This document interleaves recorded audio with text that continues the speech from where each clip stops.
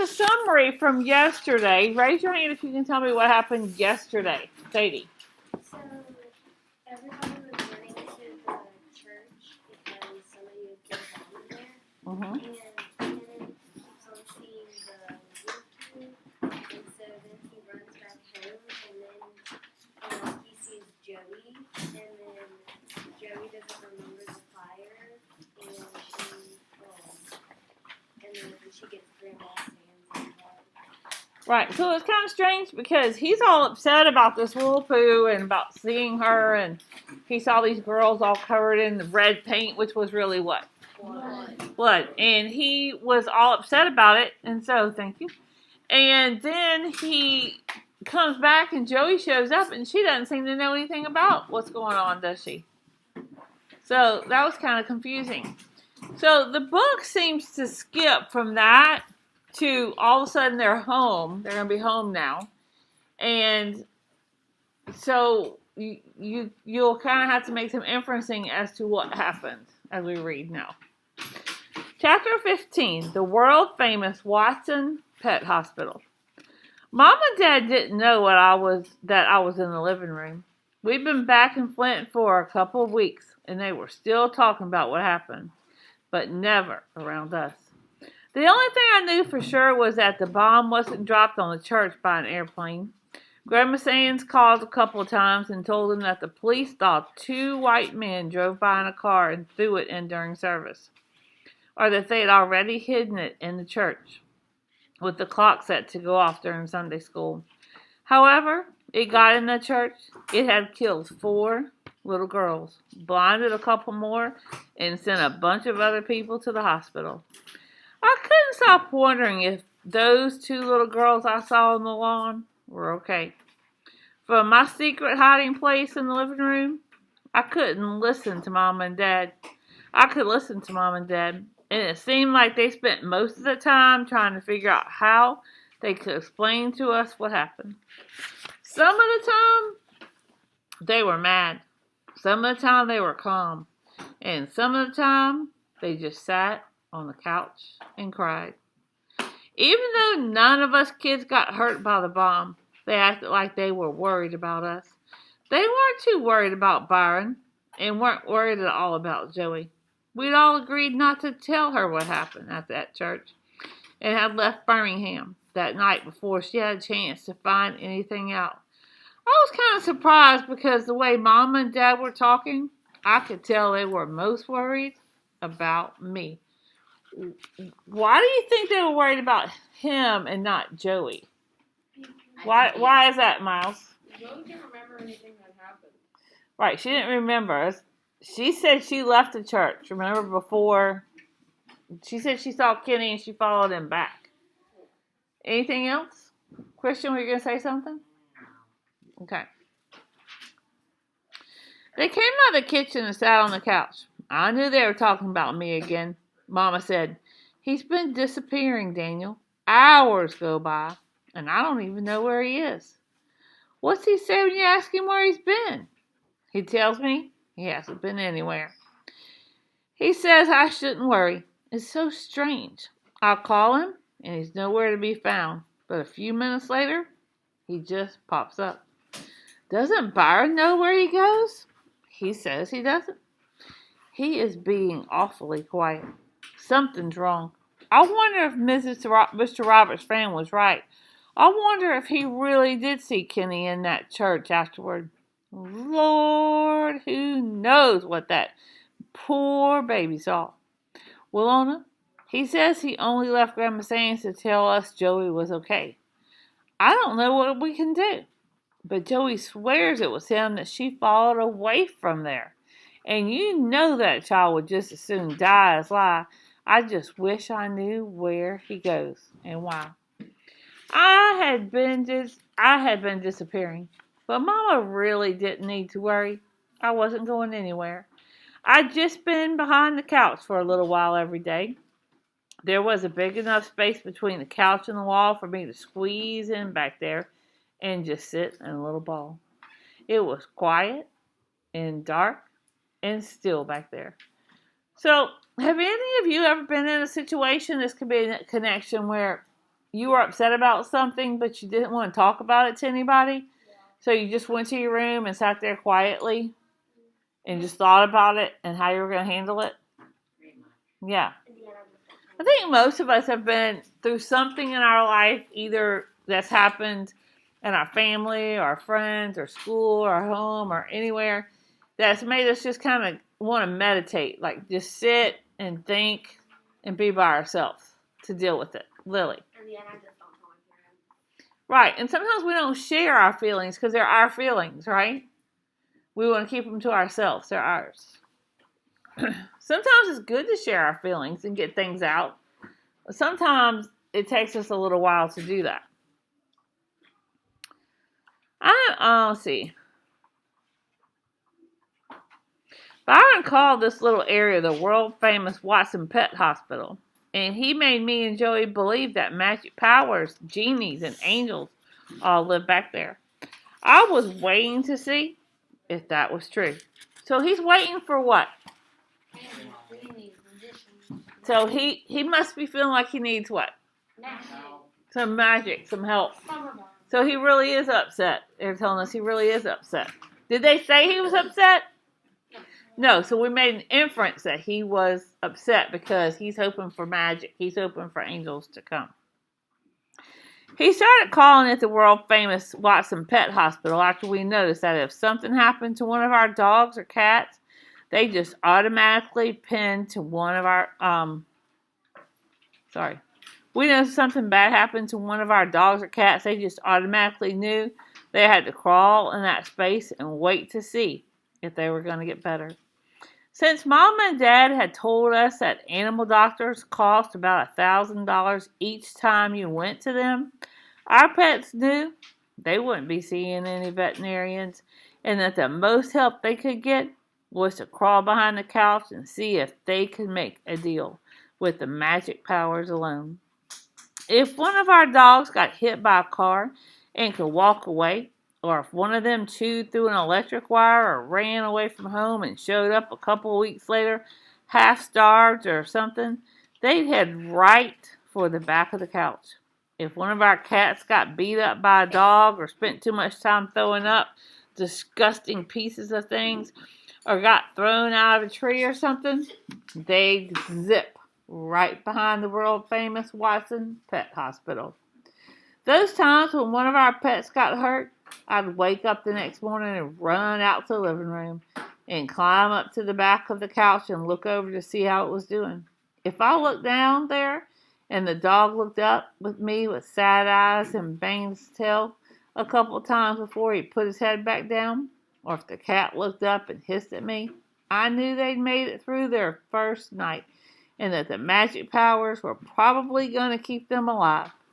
If when I look behind the couch... Yes, ma'am? I need you to send Joshua White to the nurse's office with his book bag, please. Okay, thank you. Thank you. I just saw a crumpled up yellow towel where the dog or cat had been laying. I knew Mama would soon be telling us that Sooty and Fluffy or Scamp or Lady or whoever the patient hadn't done too well, and would be spending the rest of the time running around happily in cat or dog heaven. But I knew better. I knew that this was some made-up garbage. I knew the magic powers had decided not to keep the animal alive, and Dad had got rid of the body before we woke up. It was kind of strange, because whatever it was that was behind the couch seemed to work best on dogs. Whenever dogs survived the world-famous Watson Pet Hospital, they always came out a lot friendlier. When they came out, they might walk kind of funny, but it seemed like all they wanted to do was lick you and wobble around after you wherever you were. Blackie had been in the hospital twice, and he even got along great with everyone now, even strangers and even cats. But cats were different. If one of them survived the hospital, it'd come out and give you a dirty look and be a lot meaner than it was before it went in. Most of the time, after a cat visited the world-famous Watson Pet Hospital, it wouldn't let anyone but Joetta touch it. That was okay, because most of the time, nobody but Joetta wanted to touch those stupid cats. I was waiting to see if that magic power was going to treat me like a dog or a cat. Or if when Byron and Joanne woke up one morning, they'd find a crumbled up yellow towel where I was supposed to be. So he's really feeling, how's he feeling? Magic. He's feeling magic? Magic. Feeling very sad. Because he's comparing himself, like, are they going to find him up and happy, or are they going to find a crumpled towel? Like he's not there anymore. Yes. He's what? He's pretty depressed. Minor depression. I think he's having, do you think it's minor? No. Well, major depression is complete sadness.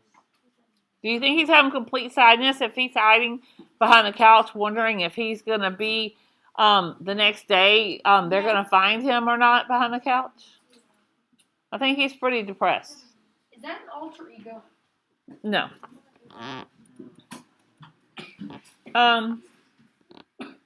The only trouble was that the magic powers seemed to be taking a real long time to decide what was going to happen to me. Maybe I wasn't spending enough time back there. Mama started trying to force me to do more things with Rufus. But it seemed like he changed while we were gone, and it wasn't as much fun to be with. Him and Cody got real happy when I gave them my pillowcase full of dinosaurs. I was getting too mature to play with toys anymore. Mama even forced Byron to take me with him when him and Buckhead played basketball.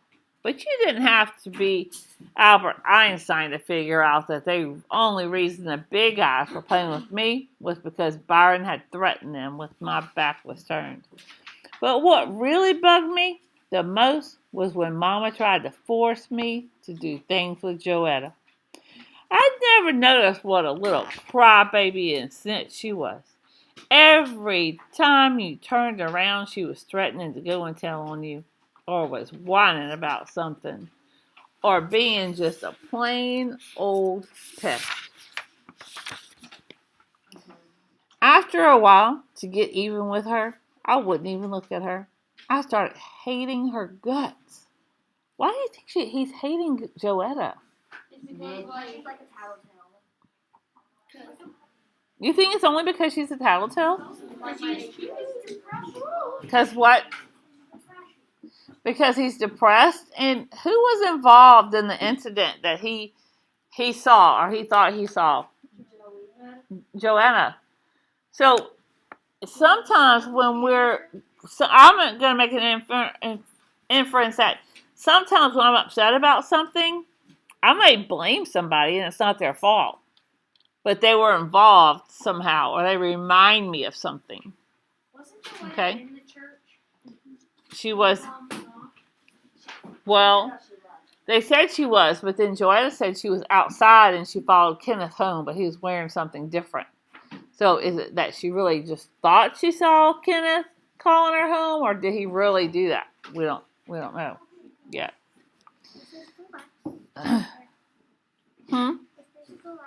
Yes, this is the last chapter, but we're going to finish it tomorrow. I only wanted to come out of the world-famous Watson Hospital to eat and go to the bathroom. I even started going into it after Mom and Dad went to bed at night. I started sleeping there.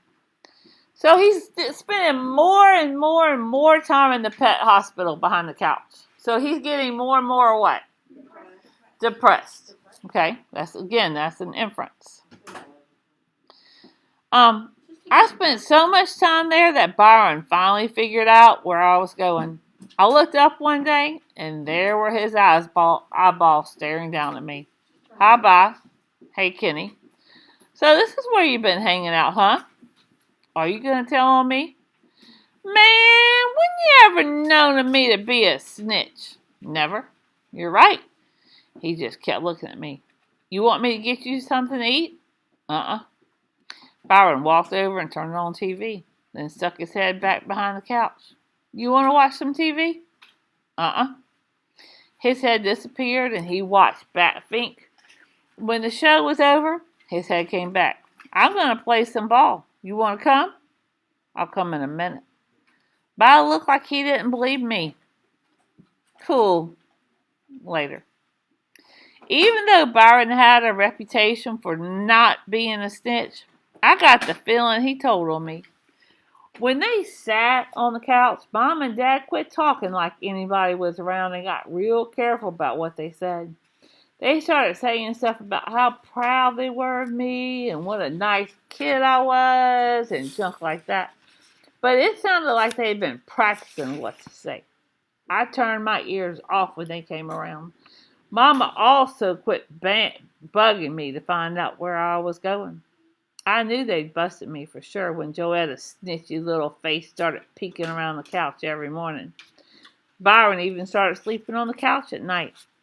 Right after Mama and Dad went to bed and I crawled back there, he'd come with his pillow and his blanket.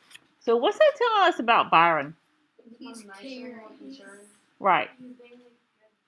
He's being a very good brother. Night, Kenny. Night, bye. Every morning I'd wake up and Byron would be looking down at me.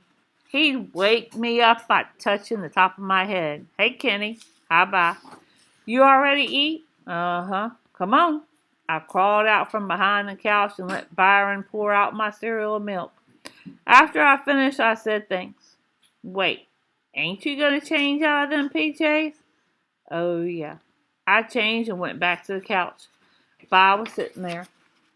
Hold on, Kenny. Watch some cartoons with me. Okay, I will in a minute. Byron grabbed my arm before I could crawl behind the couch. Nah, man. At least stay for Felix, a cat. Okay. I sat next to him on the couch. When Felix was over, I thought Bob would force me to watch more cartoons, but he didn't. He let me crawl back behind the couch. Check you out later, Kenny. See you, bye. As much time as Byron started spending on the couch, I thought I was going to have to make room for a bed for him behind the world-famous Watson Pet Hospital. Every time I'd look up, he'd be there, and we'd have to go eat or watch some TV or go to Mitchell's for something to change clothes or stuff like that. One day, his head popped over the back of the couch, and he said, "Come on, I got something to show you." I knew I had to go. If I wouldn't, he'd pull me out by my legs. I followed Byron upstairs into the bathroom, and he stood in front of the sink and looked in the mirror. He scrunched up his face so he could see the bottom of his chin. Then he took his thumb and finger and felt around there. He smiled and real slow pulled the thumb and finger away. Check this out, Jack. I looked real close and there was a long, skinny black hair growing out of Byron's chin. He held it like it was worth $1 million. And there's another one coming out soon. So Byron thinks he's getting what? He's growing up. So do you think so far that the trip to Birmingham has changed Byron at all? Yes. In what ways? Raise your hand. In what ways? Sadie. I feel like he went so back to where the wolf before that him and Kenneth weren't that close. And I think after the wolf one he kinda got the feeling like I almost lost my brother. Right. It kind of scared him that he almost lost his brother. So, right. Sadie. I feel like he's got More kind, more affectionate. He's got more caring. He's caring. He what? He's growing up some.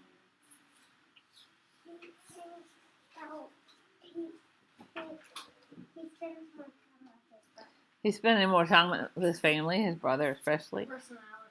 His personality and the whole has changed. Do you think he wants his friends to see that new side of him? No. No, probably not. All right, so those will all be inferencings or either connections or predictions.